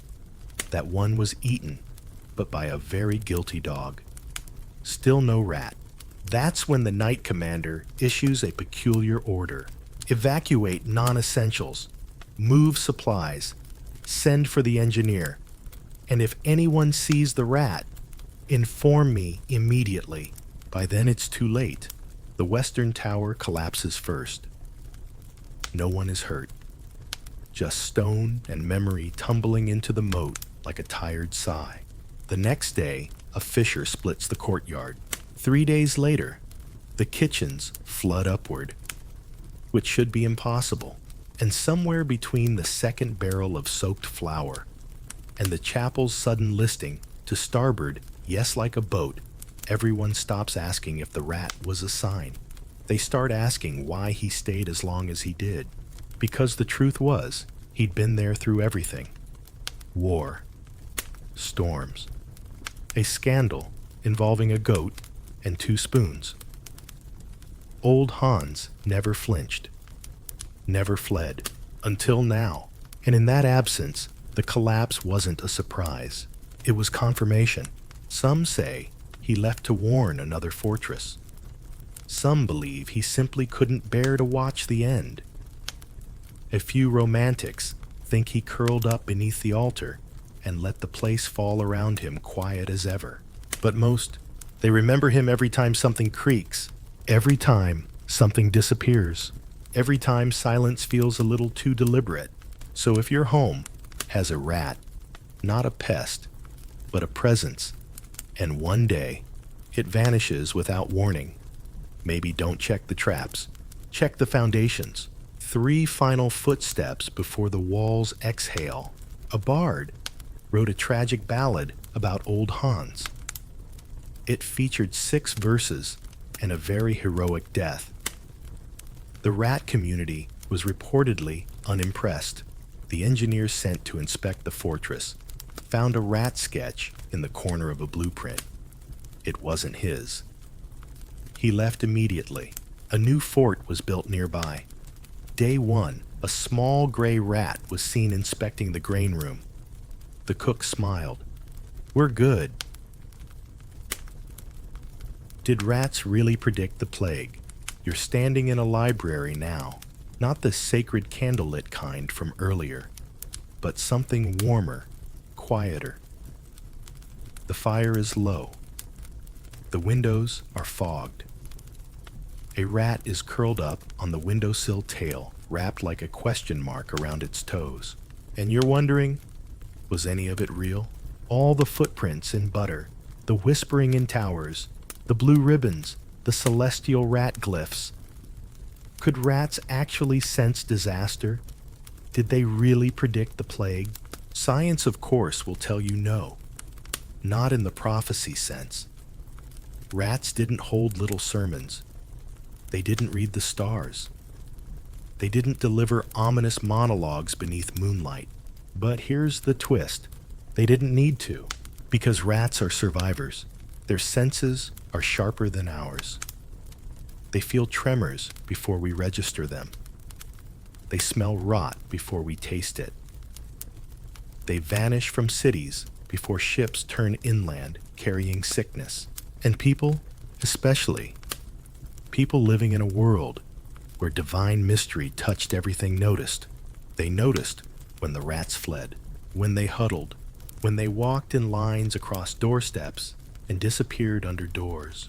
In a time with no microscopes, no virology, and very few reasons to trust the sky, these tiny twitchy creatures became a mirror, a warning bell, a presence in the walls when no one else dared speak aloud the fear in their lungs. And let's not forget, the plague did follow rats. Well, fleas on rats. But that detail was centuries away from being discovered.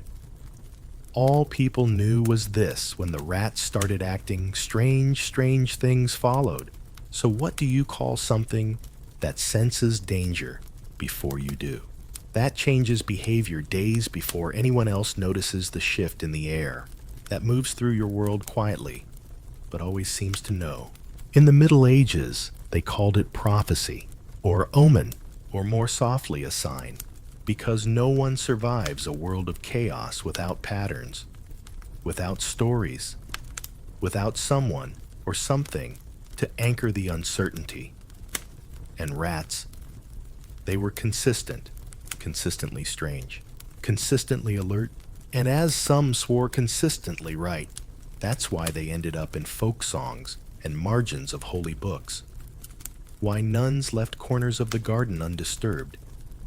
Why toll-keepers lowered their fees. Why children whispered when they saw one cross a threshold. Not because the rat could talk, but because it noticed before anyone else did. And in that act of noticing, it became a messenger. You think back to that old cellar council, the butter footprints, the ribboned hero, the alchemist's silent guest, the star chart twitchers, the white cross, all of them ridiculous, all of them hauntingly familiar. Because even now, even you, sitting here in the soft hush of firelight and memory, might feel it, that quiet shift when something moves near the floorboards. That instinct to listen, to pause, to wonder if there's more meaning than you care to admit. So did rats predict the plague. Maybe not like prophets, but they walked ahead of it. And in a world full of echoes, the ones who run first often leave the loudest message, even if all they leave behind is a ripple of footprints in the dust. 3 soft, tail-wrapped chuckles to finish our journey.